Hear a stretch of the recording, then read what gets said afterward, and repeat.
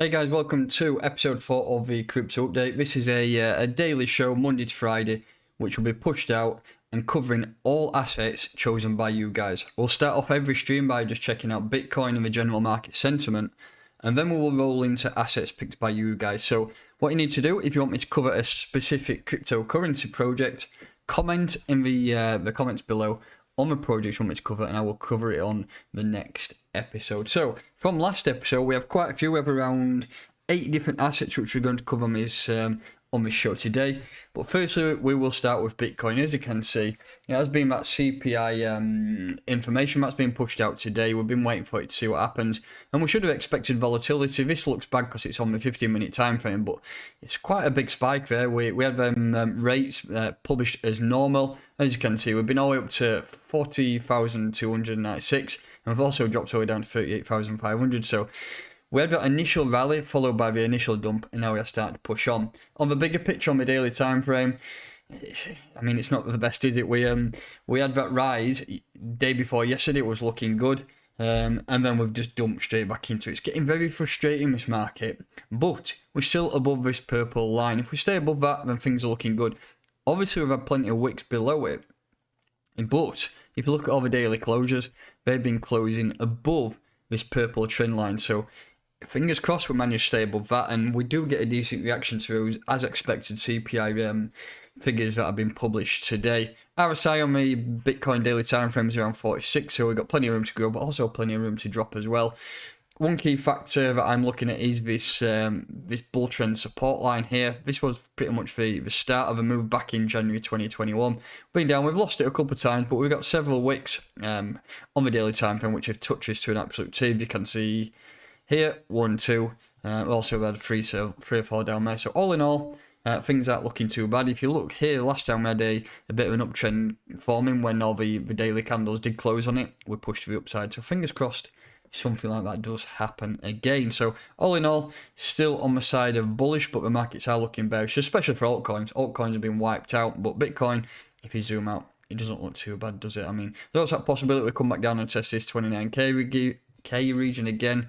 But for me, I'll just remain bullish until we did lose that level. So the first asset that someone's picked is XRP USDT. I did cover this the day before yesterday, a full market analysis video.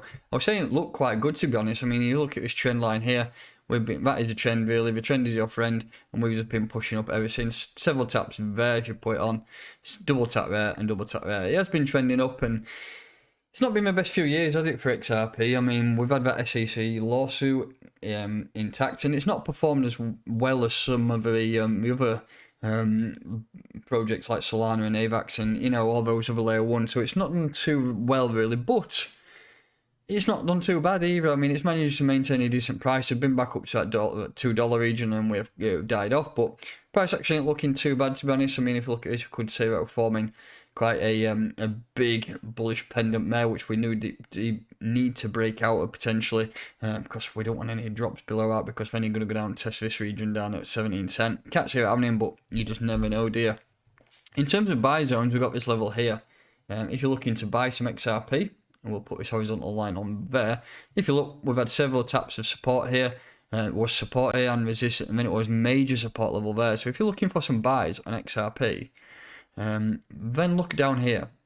In case the market does drop off, then you got 51 cents. A nice area to potentially look at. In terms of Fibonacci levels, if you look at this entire move, we've actually done a move up and a full retracement to that 786 level, so that could have been a great buy zone. I'm actually using this golden ratio here as support, so 69 cent is that major support level currently. I've also rejected off 77 cent there. If you're looking for buys, I would start laddering them in from 69 cent all the way down to here, down to 50 cent. I think those are decent levels to potentially look at. I mean, if you're looking to take some profit, 91 cent around here, major level of resistance. So that's number 1. Next, we're going to look at AAVE. I've never really covered this. I should cover these DeFi assets more, to be honest, but it is what it is. Personally, I think DeFi is a king, and now I think still DeFi is earlier. So a lot of these assets that are building, especially some of these ones that are involved in curve wars, I think some of those could really do well. For example, Butterfly, which is Redacted Cartel, I think that's a great asset. But going into AAVE, it's just been continually downtrending, hasn't it? As you can see, I'm not going to put trend line there, but you can see there's a potential trend line. You can see it from your eyes. It is not definitely not uptrending. It is downtrending there. Ignore that wick. So in terms of levels to buy, if you look at this region here, if I ever zoom right in, and if you look at the top of this move here, it was also a level of support back then. So if we just mark it out with horizontal ray again, there. So if you look at all these wicks, we've got 4 wicks there that rejected off that, and then it was a support level. So if you're looking for some buys, and if you're coming down here, it looks like it's coming down to that level now, doesn't it? So maybe target buys at $96. We are currently at 118. And in terms of, if you just look at this in, let's put the EMAs on, the 50 and the 20. Yeah, we're still trading below that 20. Whenever you're trading below the 20, it's bearish, so it's a good time to short. Whenever you're above the 50, it's a good time to long. So all in all, looking very bearish at the minute. And we are miles below that daily moving average 200. You need to get back above that for any type of bullish price action. But firstly, you need to get back above this downtrend here, which is, I don't know, let's say $180. It's a long way off that. So maybe wait to get a breakout of that before you do any longing, and maybe at least try and get back above that 50 before we do any potential longs. In terms of fundamentals, I know somebody asked me my thoughts on it, but I've not really looked into AAVE, so I can't really tell you any fundamental analysis. But in terms of price analysis, it is downtrending. The rest of the market's downtrending, and look at some levels of support below to potentially buy. So $96 is an area personally I would be looking to target. Next we have Moonbeam. Actually, we'll look at Beam first. We've got Beam and we've got Moonbeam. So I'll look at this one first, I think. It is Beam USDT. So in all, this has been quite a crazy couple of years for it. It's been bouncing up and down quite heavily. I've never looked at this project personally, but as you can see, that is a bottom there, isn't it? If we put horizontal vein again. Zoom in, look at all these taps around here is support. Major support level here before we then did push to the upside. You can see support, bang. It was support level here before it rose up.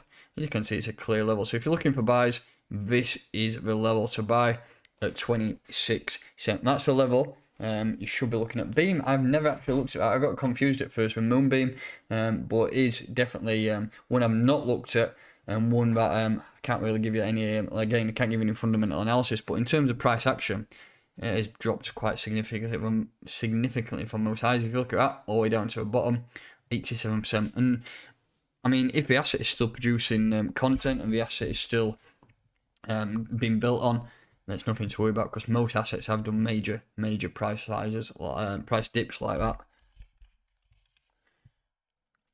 Right, next one we'll take a look at is BLOK. Let me just have a look, see if I've got on here somewhere. I go BLOK. Yeah, this has not been the best either, has it? I mean, what you need to start doing is looking at floor system of these assets. We've only got data back to October 21. In fact, let's have a look if we've got on a different chart up on here. Let's have a look at Blocktopia. Usually can get some more data if you look on charts.cointrader.pro. Now we've still got data back to October, and that's must have been released, so it must have got, I bet it got launched on KuCoin, didn't it? That just looks really bad, to be honest. Yeah, it's pretty much sold off. I'm not sure what the IDO price was, but it's lost that level of support that I mentioned in a previous video, and it's kind of formed its own little bottom around here, hasn't it? I think if you look at this region here, looks like it's performing a little bit of its own bottom there. That needs to hold a support, and that's down at 1.3 cent. If you don't hold that, then you're going to come down to test these wicks down here. You could say there's a little bit of support around here. If you look at these 2 wicks there's 2 wicks into that same area. 2 wicks is not too much, but it's an area where there is potentially a little bit of support. Fingers crossed that's a bottom. So if you're looking to buy, maybe start loading down from 1.3 cent and all the way down to sub 1 cent. But any bullish price action needs to get back above this level around here, which is at around 3.2 cent, but that's a long way off, and the market is not on the best form at the minute. So that's Blocktopia covered. Next we'll look at Engine, which is at $1.31. I remember buying Engine years ago. It's still a great asset. It's one of the first assets that actually brought NFTs out without people even considering what NFTs were. They were back then, they were ERC71s or something like that. But again, all you can do is just keep marking these bottoms up, and again, another bottom. Look at that, plenty of support there. We did lose it several times, but we reclaimed that support before we pushed back on. And then look at that, we've had a wick right down into that level of support. So that's at $1.18. I think that's a decent level for you to target. Most assets are now starting to look very, very similar. Downtrending there, you can see. We need to break out of that downtrend, don't we? Just pull that down there a little bit. You can see there's multiple taps on there. 1, 2, 3, 4, 5, 6, 7. That is the area we need to get out of. We're going to come down to this area of support now, where we need to make his mind, because this downtrend is coming into a bit of a head, and we do need to potentially look at getting a breakout here, potentially get a retest, and then bang, that should be a nice area. This is a level of resistance here. You can see all these wicks in that area is an area we need to break through. So you're talking $2.24 is an area to take profit. I would personally, if I were looking to take profit, definitely be considering taking profit at $2.20. Remember that buy zone down there is at 179. For any other levels, you've got to look at some more support down there. Look at all these wicks. 1, 2, 3 wicks there. So that's down at 76%. That could be another level. If we do lose that level, then look at 76%. Other side's around 40%. We've got plenty of room to drop if the market does have another shakeout. So also just be wary of that too. Next we have CRV. I mentioned CRV earlier on with CRV Wars. I think it's a good asset to potentially look at holding this, especially in terms of DeFi. It's currently at $2 on the nose. You would expect that should be a decent level of support. Let's have a look at this on a weekly time frame first.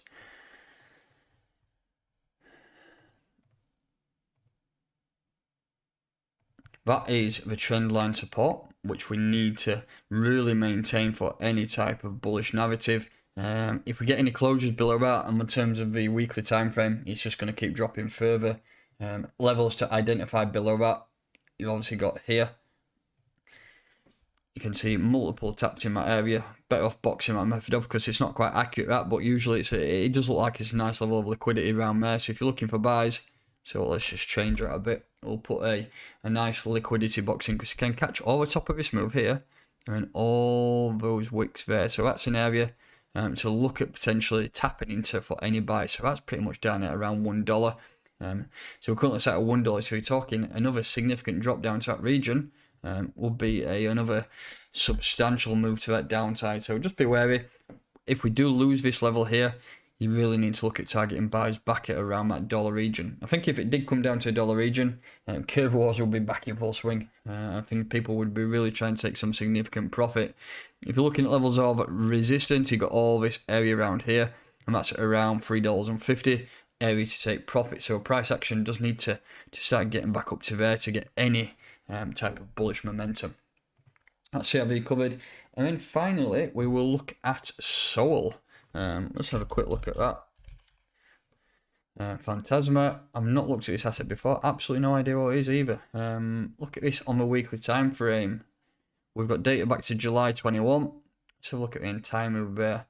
Lost that 618 level over the entire move. There may be potentially more data than this on different charts, but we'll just look at this chart today. If you're looking for buys, I think that 93-cent region looks a tasty level to buy. Moving averages, where you can imagine where the bearish cross on weekly, you've probably not even got any. No, we're not getting on it. Go to the daily. Let's put the moving averages back on. Yeah, we've had a bearish cross here, which was expected late January, and then price action has started to dwindle. Really need to get back above that 20, otherwise price action is coming down to here, 93 cents. So if you're looking for buys, 93 cents is an area to target. Look at all these taps here. And again, a nice level of liquidity for you to potentially target. So buys down at 93 cents. If you're looking for any type of selling pressure, you're probably going to sell around this moving average 50, which is at $1.58, which again is that level, that 618 level of Fibonacci resistance. So that's levels to buy and levels to sell on all those assets that you chose. Remember, if you are looking to get me to give any technical analysis on any assets that you're holding, be sure to comment in the box below on any assets to cover. I'll cover between 8 and 10 assets per video, and this will be on a day-to-day basis, Monday to Friday, potentially even at a weekend if there's nothing on. But that's going to do it. If you are new to this channel, please make sure that you are subscribed, hit that like button, and I'll catch you next time.